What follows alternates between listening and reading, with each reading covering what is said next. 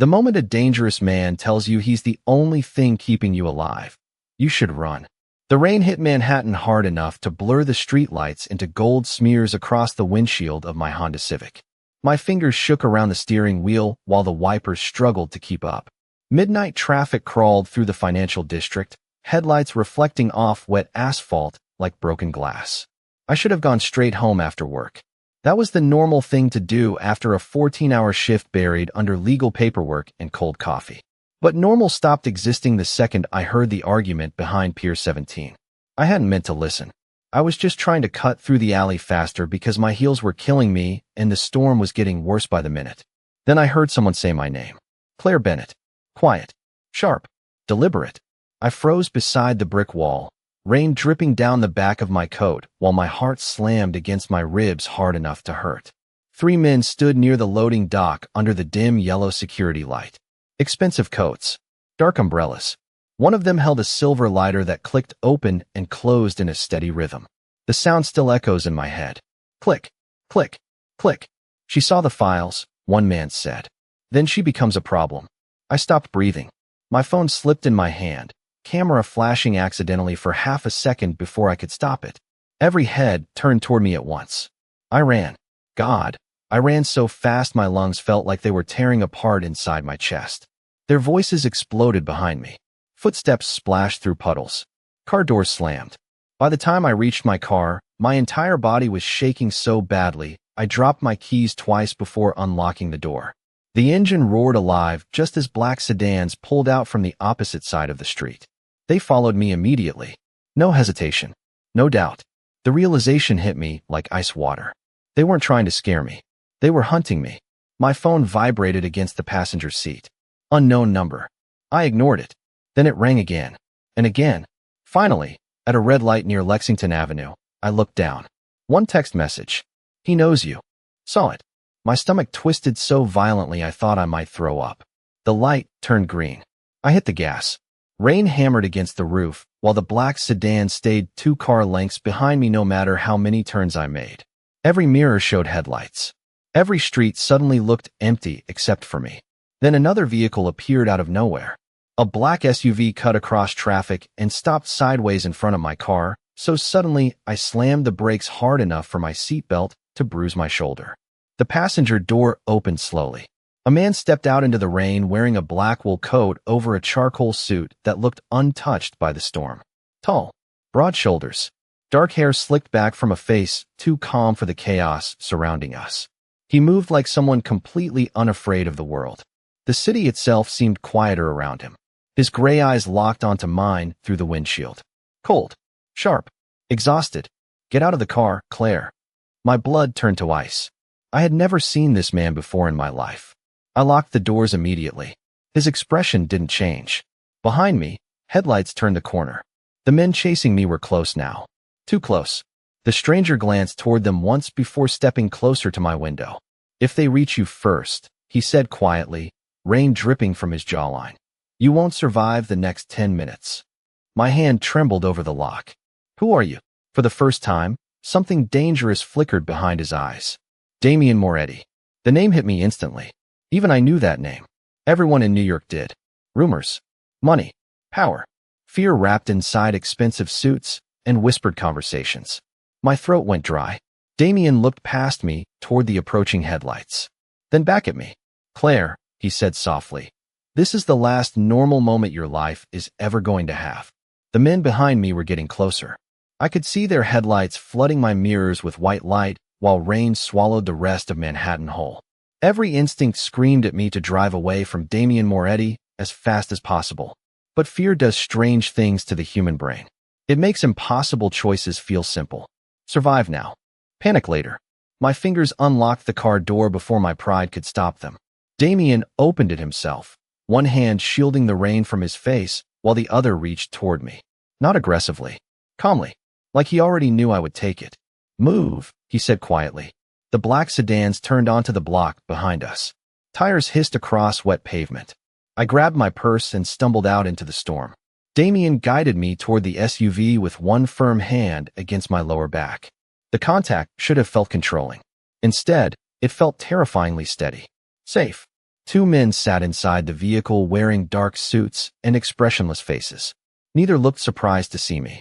The second the door shut, the SUV accelerated hard enough to press me into the leather seat. I looked back through the rain-streaked rear window. The black sedans followed immediately. Who are they? My voice cracked. Damien sat beside me, removing black leather gloves with slow, deliberate movements. Men who clean up loose ends. I did not do anything. You existed in the wrong place at the wrong time. He looked toward the driver. Take the tunnel. The SUV swerved sharply downtown. Outside, the city blurred into gold and gray reflections. Inside, silence wrapped around us so tightly I could hear my own heartbeat. Damien smelled like rainwater, cedar, and expensive cologne. Everything about him felt controlled. Dangerous men in movies always looked angry. Loud. Damien Moretti looked exhausted. Like carrying power had become a burden he could not put down anymore. My phone buzzed again in my coat pocket. I flinched automatically. Damien held out his hand. Give it to me. No, his eyes lifted to mine slowly. Claire. I hated the way he said my name. Calm. Certain. Like he had been saying it for years in his head before tonight. My hand trembled as I handed him the phone. One unread message glowed against the screen. We found your apartment. Damien stared at the words for exactly 2 seconds before lowering the phone.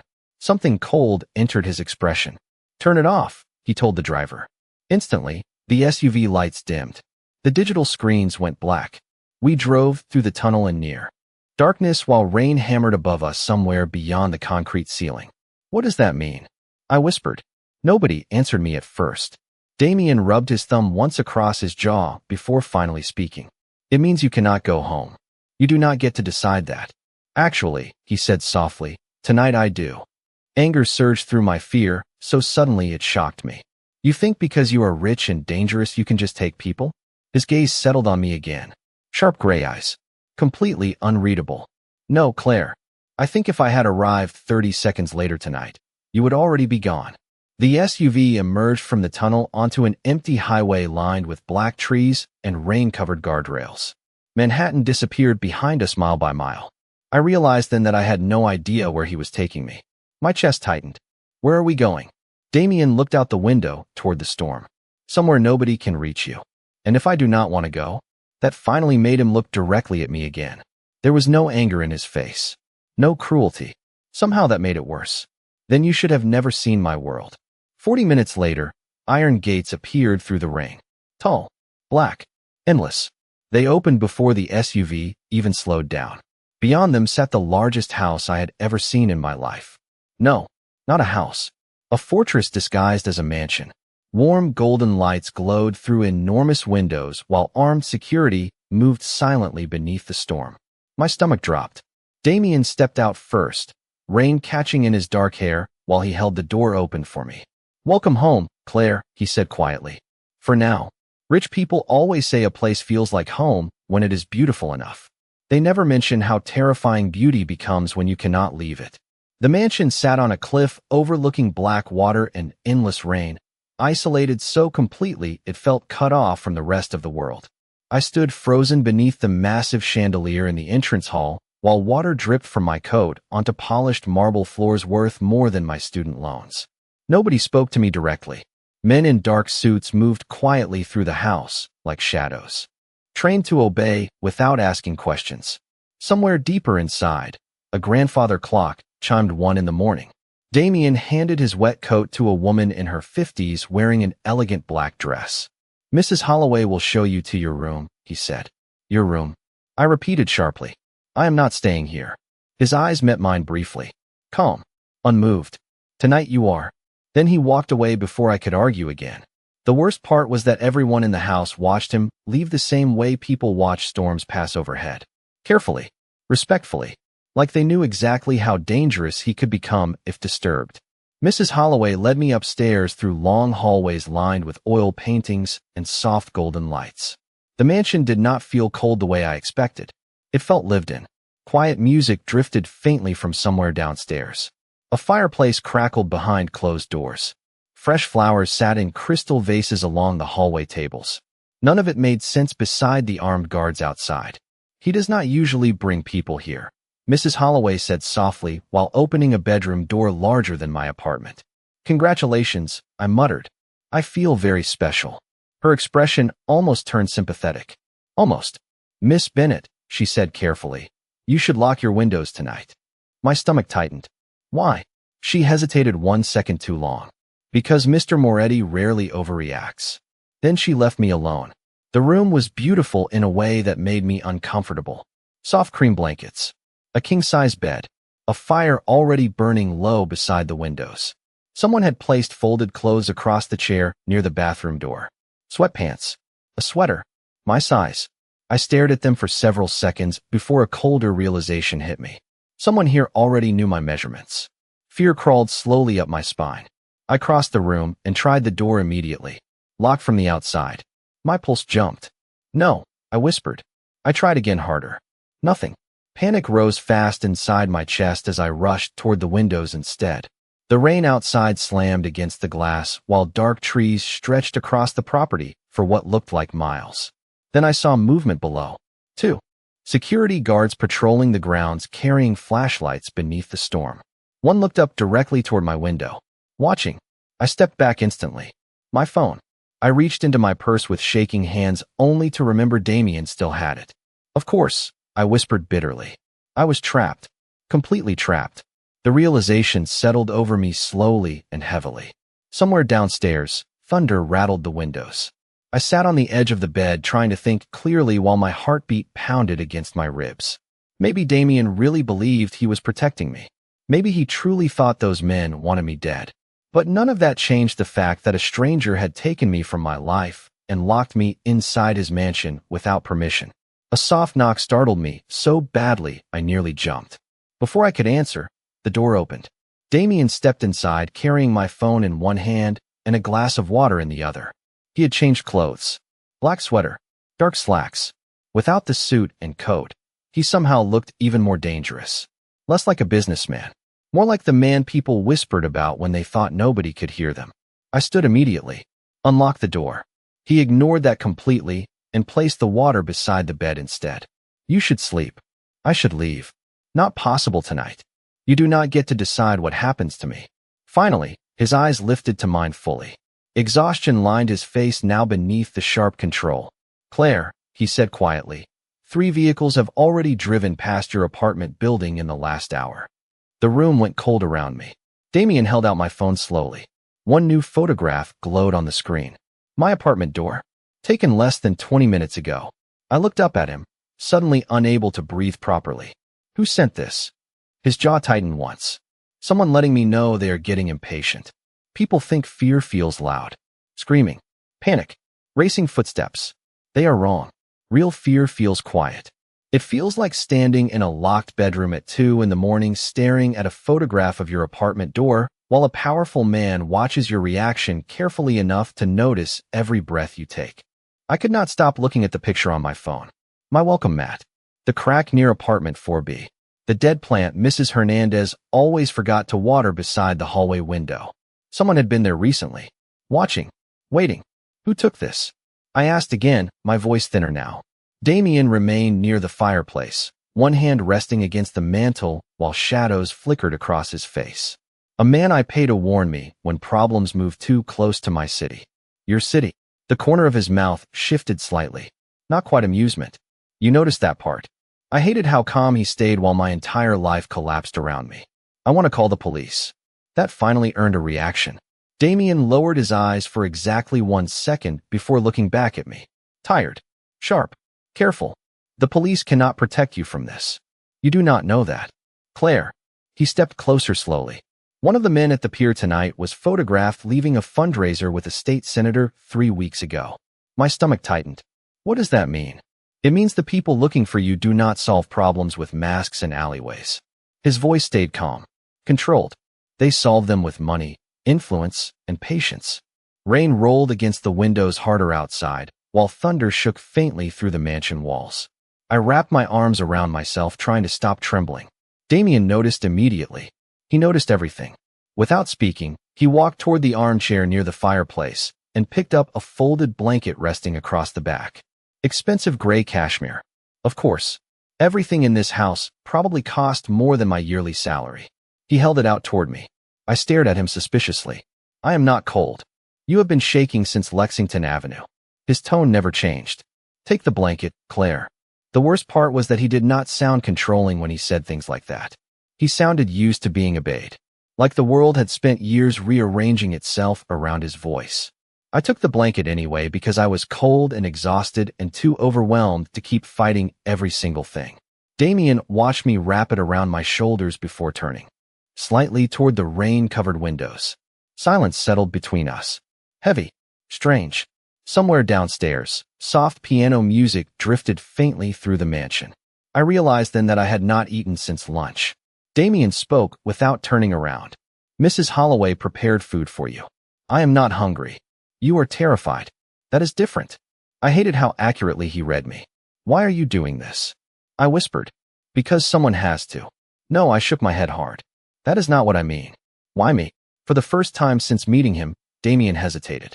Just slightly. His hand tightened once against the edge of the window frame before relaxing again. Wrong place, he said quietly. Wrong time. That is not the whole answer. He looked at me then. Fully. Firelight caught in his gray eyes, turning them almost silver in the dark room. No, he admitted softly. It is not. The air shifted between us.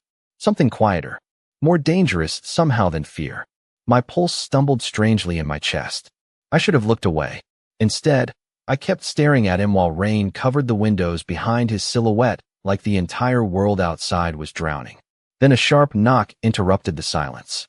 Damien's expression changed instantly. Cold again. Controlled again. A man in a black suit entered the room without waiting for permission. Sir, he said carefully, we found another vehicle near the east gate. Every muscle in Damien's body tightened. How long was it there? Approximately 7 minutes. Did they see her? Unknown. Damien glanced toward me once. Just once. But something inside that look made my heartbeat spike harder than before. Protective. Furious. Terrified. The suited man lowered his voice. There is something else. Damien's jaw sharpened. What? The man hesitated. The vehicle was registered to Claire Bennett's sister. The room went completely silent. Nothing destroys your sense of safety faster than hearing the name of someone you love inside a room full of dangerous people. That is impossible, I said immediately. My voice sounded hollow even to me. My sister would never be involved in this. The suited man stayed silent near the door, while Damien watched me carefully, too carefully, like he was measuring whether the truth would break me now or later. Emily does not even know where I am. I continued. She lives in Brooklyn. She teaches 2nd grade. She spends Friday nights grading math quizzes and watching cooking shows. Nobody answered. Thunder rolled outside the mansion windows. I realized then that silence was worse than arguing. Silence meant uncertainty. Damien dismissed the guard with one sharp nod. The door closed softly behind him, leaving the room too quiet again. My chest tightened painfully. Say something. Damien looked down briefly before meeting my eyes. The vehicle was registered in her name. That does not necessarily mean she was driving it. But you think she was. I think someone found you faster than they should have. Anger flared instantly through my fear. So now you are accusing my sister? I am telling you facts.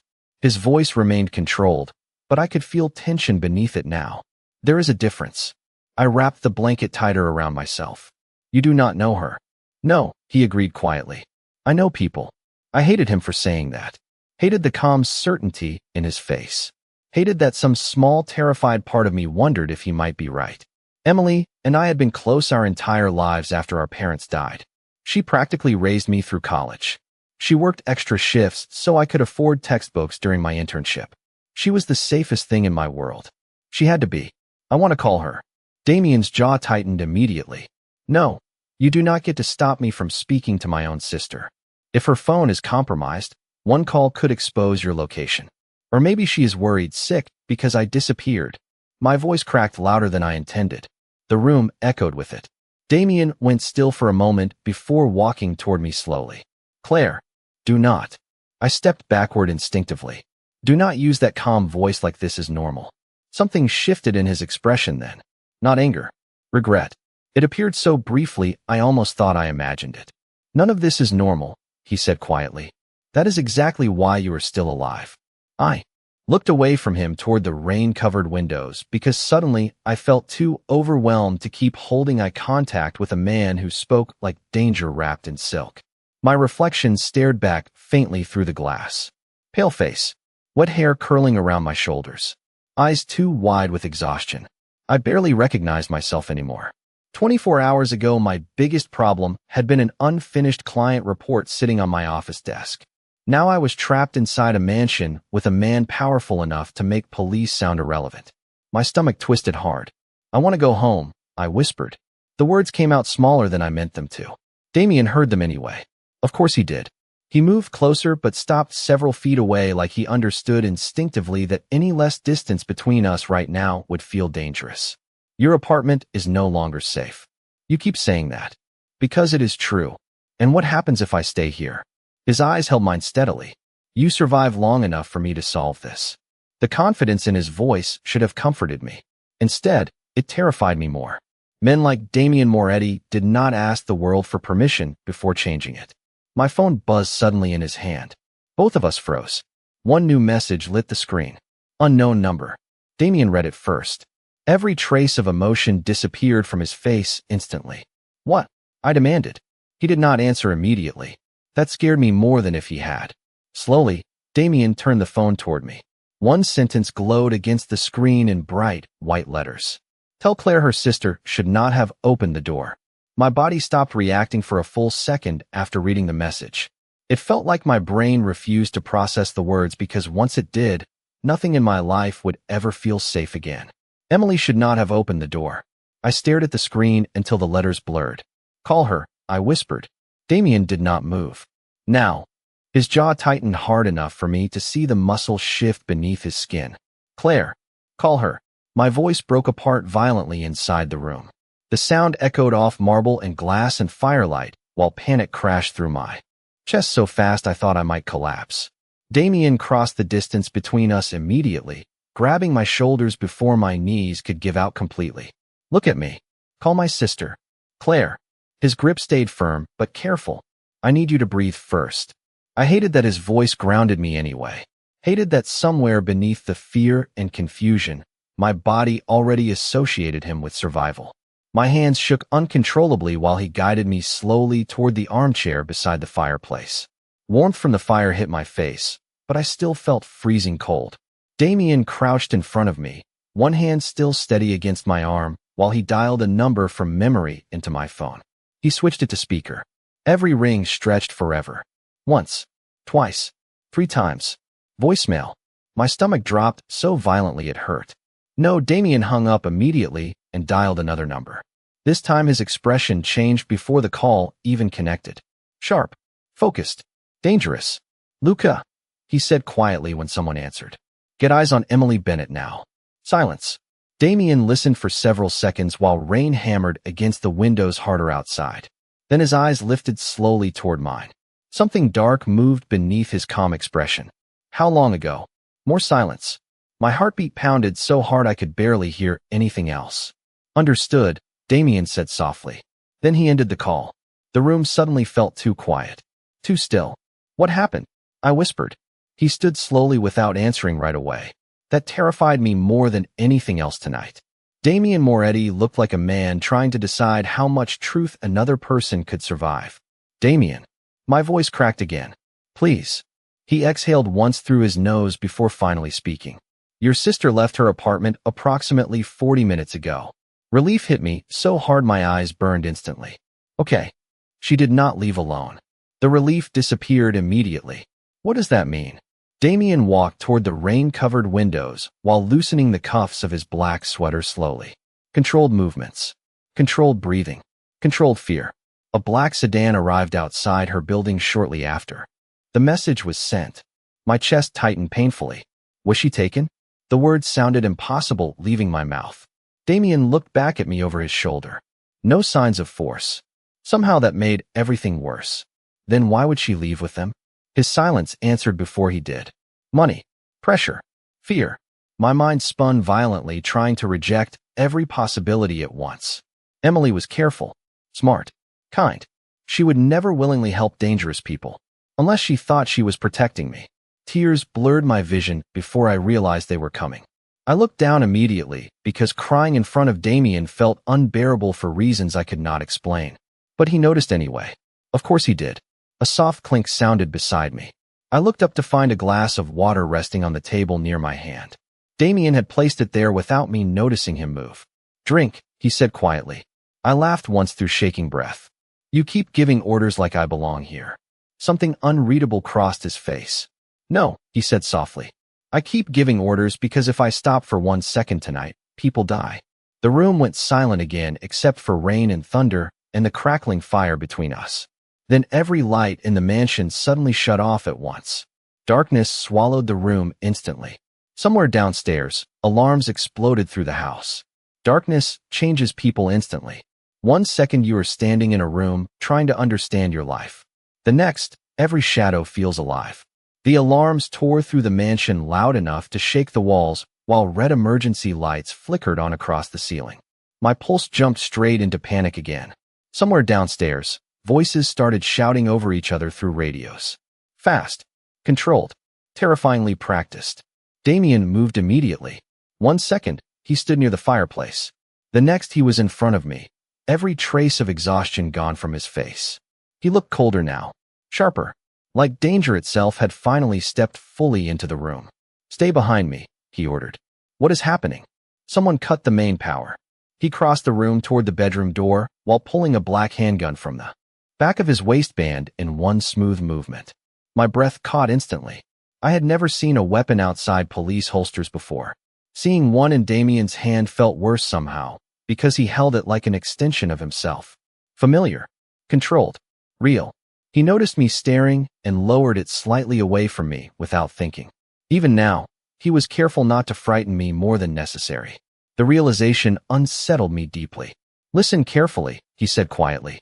"If anyone enters this room besides me or Luca, you lock yourself in the bathroom immediately. You are leaving? For 2 minutes. Damien." My voice cracked before I could stop it. He paused at the door.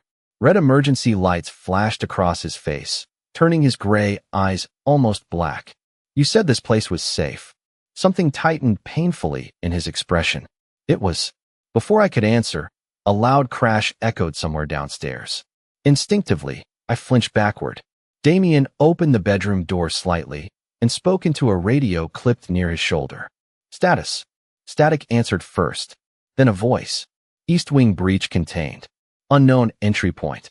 Another voice cut in immediately after. "Sir, we lost camera feeds on the lower level." Damien's jaw hardened. "Get backup generators online now." The hallway outside filled with moving shadows and hurried footsteps. My chest tightened watching the controlled chaos unfold around him. Nobody questioned his orders. Nobody hesitated. They trusted him completely. That frightened me almost as much as the alarms themselves. Damien looked back at me one final time before stepping into the hallway. Locked the door behind me. Then he disappeared. I moved instantly, slamming the heavy bedroom door shut and twisting the lock hard. My hands trembled so violently I almost missed it. Silence crashed into the room after that. No music, no fireplace crackling, just distant alarms and rain smashing against the mansion windows. I backed slowly away from the door, trying to breathe normally while red light pulsed across the walls every few seconds. My eyes landed on the phone Damien had left near the chair. For one insane moment, I considered running. The power was out. Security was distracted. Maybe this was my chance. Then lightning flashed outside the windows bright enough to illuminate the cliffs beyond the mansion grounds. Sharp rocks, black ocean, endless forest. I had no idea where I even was. And somewhere out there were people hunting me. My stomach twisted hard. Another sound echoed through the hallway outside. Slower this time. Footsteps. My heartbeat stopped. They moved toward the bedroom door carefully. Deliberately. Not Damien. Damien walked like he owned every room he entered. These steps hesitated. I backed away instantly. 1 step. 2. The doorknob moved slowly. My entire body went cold. Someone was trying the handle. Then silence. I could barely breathe. A soft knock sounded against the door. 3 taps. Calm. Patient. Claire. A man's voice. Not Damien. Mr. Moretti sent me. Every survival instinct inside me screamed at once. I stayed frozen beside the bed without answering. Another pause. Then the voice came again, softer this time. He is hurt. My stomach dropped violently. No. The handle moved again, harder now. Adrenaline exploded through me instantly. I ran toward the bathroom just as the bedroom lock cracked loudly against the doorframe. Then suddenly another sound cut through the hallway. A deep, furious voice I recognized immediately. Get away from that door. Silence followed. Terrible silence. Then Damien spoke again, colder this time.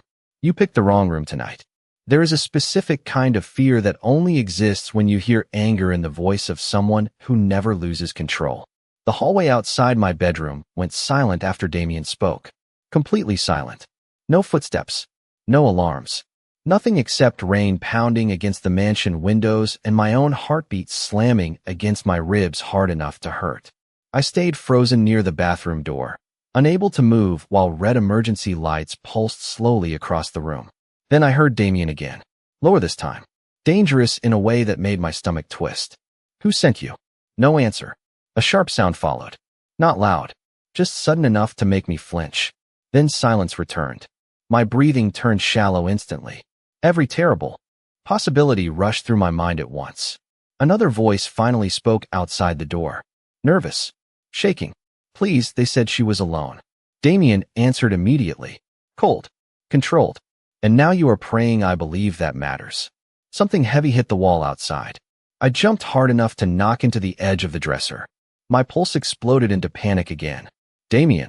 I hated how small my voice sounded. The hallway went quiet for half a second. Then his footsteps approached the bedroom slowly. Familiar now. Steady. Certain. Open the door, Claire. I hesitated. Not because I thought it was a trick. Because I suddenly realized his voice affected me differently than everyone else's now. The realization unsettled me deeply. I unlocked the door carefully and opened it just enough to see him standing there beneath the flashing red lights. His black sweater clung slightly damp against broad shoulders, and rainwater still darkened the ends of his hair. One sleeve was rolled halfway up his forearm, exposing a fresh cut near his wrist. My eyes caught on it immediately. Damien noticed. Of course he did. It is nothing, he said before I could ask. Behind him, 2 guards dragged a terrified man down the hallway toward the stairs. I looked away quickly, unease twisting through my stomach. Who was that? Damien stepped inside the bedroom and closed the door behind him. Someone who accepted money he should not have taken. Was he trying to get to me? Yes. The answer came too fast. Too honestly. Fear crawled coldly through my chest again. Damien locked the bedroom door himself this time before turning back toward me. The breach is contained. Contained. I repeated weakly. You talk about this place like it is a military base. Tonight, it became one. Thunder shook the windows hard enough to rattle the glass. I wrapped my arms around myself instinctively while trying not to stare at the blood near Damien's wrist. He followed my gaze again and exhaled quietly through his nose. Claire, you are hurt. Barely. You said that before showing me a gun like it was normal. Something almost human flickered across his face then. Tired amusement, maybe. It vanished quickly. He crossed the room toward the fireplace while removing the handgun from his waistband and placing it carefully on the mantel out of my reach. The gesture should not have mattered. Somehow it did. Sit down, he said softly. You are in shock. Stop acting like this is happening to both of us equally. The words escaped before I could stop them. Damien went still beside the fire. You think I am not aware of that? His voice stayed calm, but something underneath it cracked slightly for the first time since I met him. Claire, men just crossed private security lines during a storm to reach your bedroom. He turned toward me fully then, gray eyes sharp beneath the flashing emergency lights. Do you understand what that means? I swallowed hard. No, it means whoever is hunting you is no longer afraid of me. The room fell silent after that. Truly silent. Even the alarms downstairs had stopped now. All that remained was rain and firelight, and the terrifying realization that Damien Moretti sounded genuinely worried for the first time all night. Then his phone buzzed sharply in his pocket. He answered immediately without looking away from me. What? Silence. Damien's expression darkened instantly. How many? More silence. Then slowly, very slowly, his eyes lifted toward mine. Do not let her sister leave the city, he said quietly into the phone. Not until I know whether Emily Bennett betrayed us, or is trying to save Claire from something worse than me. The most dangerous moments in life are never the loud ones. They are the quiet moments right before you realize your heart has already chosen someone your mind still fears. Dawn arrived slowly through the storm clouds, pale gray lights slipping across the mansion windows after the longest night of my life. I had not slept at all. Every time I closed my eyes, I saw flashing emergency lights, unknown messages, and Damien standing in the hallway with that terrifying calm in his face. The mansion had gone strangely silent after 4 in the morning. No more alarms. No more radios. Just rain and footsteps echoing faintly through distant hallways. I sat curled beneath the blanket near the fireplace, while the fire burned low beside me. Damien never left the room. Not completely. Around sunrise, I noticed him standing alone near the balcony doors staring out toward the ocean cliffs below the mansion. Dark sweater, hands in his pockets. Exhaustion finally visible in the lines of his shoulders now that the crisis had passed. For the first time since meeting him, he looked human instead of untouchable. Dangerous men are easier to fear when they look like monsters. Damien looked tired, lonely. I hated how much that unsettled me. "You should sleep," he said quietly without turning around. "You have been awake almost 24 hours. I could say the same thing to you." A faint humorless smile touched the corner of his mouth. I stopped sleeping normally years ago. Something about the way he said it made my chest tighten unexpectedly. Silence settled again while rain tapped softly against the glass. Then Damien reached into his coat pocket and placed something on the table beside me. My apartment keys. I stared at them in confusion. "What is this?" "Your choice." I looked up sharply. Damien finally turned toward me fully. Gray morning light softened the sharpness of his face, but not the intensity in his eyes. "The roads are clear now," he said quietly. "If you want to leave, I will have a driver take you anywhere you ask." I blinked at him in shock. "Just like that. You were never my prisoner, Claire." I almost laughed at the insanity of that statement. "You locked me in a room. Because men cross security lines trying to reach you." He stepped closer slowly. "Not because I wanted control." I looked down at the apartment keys again. Freedom. That was what I wanted, right? My old life back. My apartment. My job. Coffee from the corner deli every morning. Subway noise. Safe, predictable things. So why did the thought of leaving this mansion suddenly make my stomach twist with fear instead of relief? Damien noticed my hesitation immediately. Of course he did. "If you leave," he said carefully, "I will still protect you." "Why?" The word escaped quietly before I could stop it. Damien went still. Rain moved behind him like silver lines across the windows while morning light caught the tired shadows beneath his eyes. "Because the first time I saw you," he said softly, "you were terrified out of your mind at that pier." My heartbeat slowed strangely. "And even then," he continued, "you still tried to warn a stranger before you ran." I stared at him speechlessly. I barely remembered shouting at the man